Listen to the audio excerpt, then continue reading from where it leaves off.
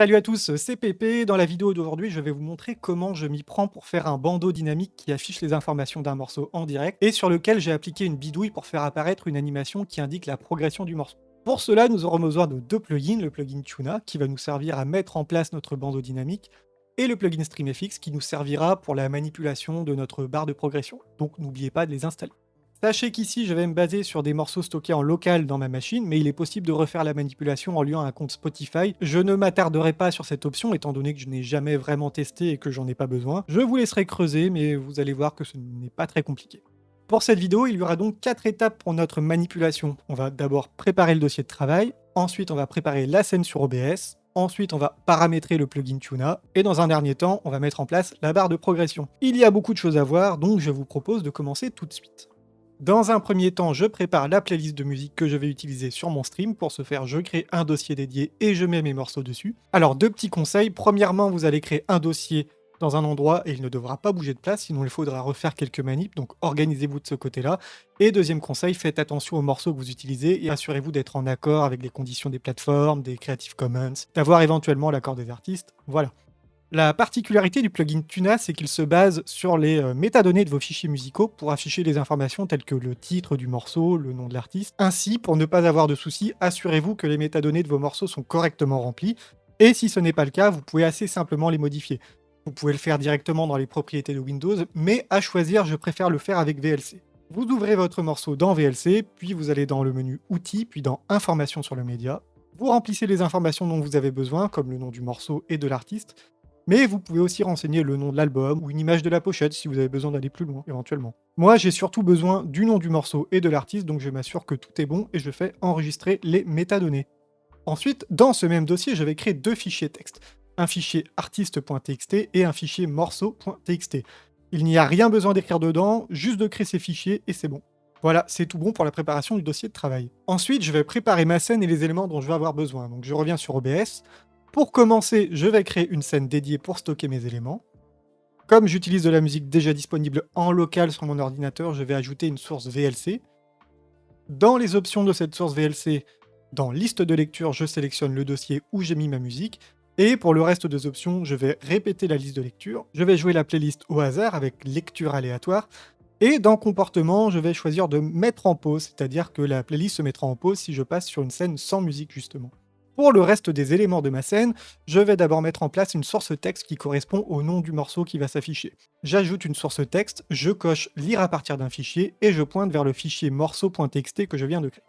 Pour mettre une source texte correspondant à l'artiste du morceau, ici même manipulation, sauf que je sélectionne le fichier artiste.txt.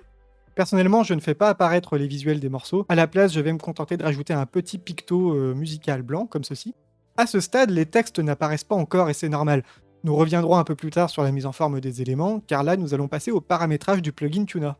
Dans le menu Outils, j'accède aux paramètres de Tuna. Alors, c'est un petit peu brouillon, donc on va y aller pas à pas. Dans la boîte Informations en sortie, je vais rajouter deux entrées. Une pour faire apparaître le nom du morceau et une autre pour faire apparaître le nom de l'artiste.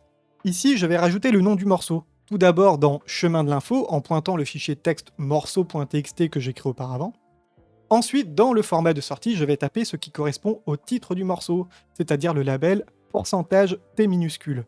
Alors personnellement, je rajoute toujours le nombre 50 entre crochets à la fin, car ça permet de limiter à 50 le nombre de caractères affichés, et c'est pratique pour éviter que les noms à rallonge ne sortent de l'écran. Je refais la même manipulation, cette fois pour afficher le nom de l'artiste, je pointe vers le fichier artiste.txt et j'ajoute le label pourcentage %M pour le nom de l'artiste.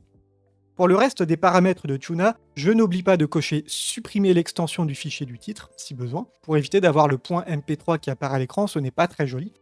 Dans ma source de musique, je sélectionne VLC, étant donné que tout est joué via une source VLC, puis je démarre Tuna. Dernière chose à faire, dans l'onglet VLC, je sélectionne la scène qui contient ma source VLC, que je sélectionne dans le deuxième menu déroulant, puis je l'ajoute tout simplement.